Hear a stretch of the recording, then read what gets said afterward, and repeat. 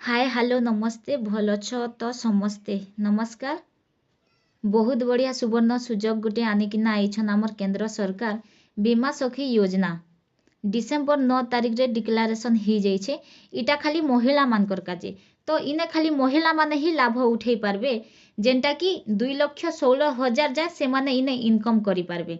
तो ई इनकम केनता किना करबे आउ काଣା केनता क्राइटेरिया हिसाब रे पैसा मिलबा मुई आपन के इने पूरा डिटेल्स बुझाई दउछे।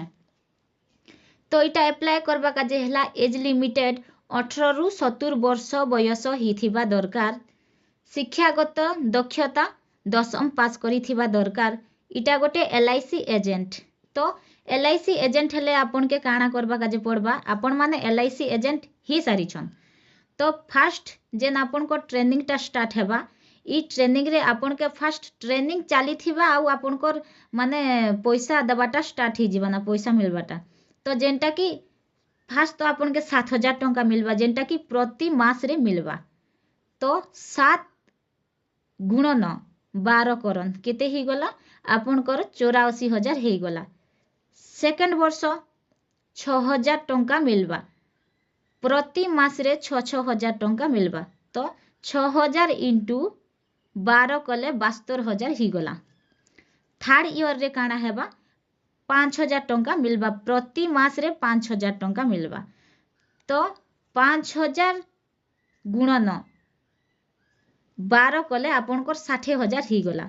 तो टोटल आपन को 2,16,000 टंका ही गला। तो आपन के मास के जदि आपन दीटा LIC कोले सेटा माने हाई क्वालिटी रो हो हाई अमाउंट रो हो कि लो अमाउंट रो हो सेटा आपन को ऊपर डिपेंडेड। तो आपन जदि धरिनियन मास के दीटा LIC कोले आउ मास के हाँ गुटे वर्ष रे 24टा LIC करी देले तो आपन के तो आपन को दरमा मिलबा तार संगे संगे एक्स्ट्रा आपन के आरु 48,000 टंका मिलबा।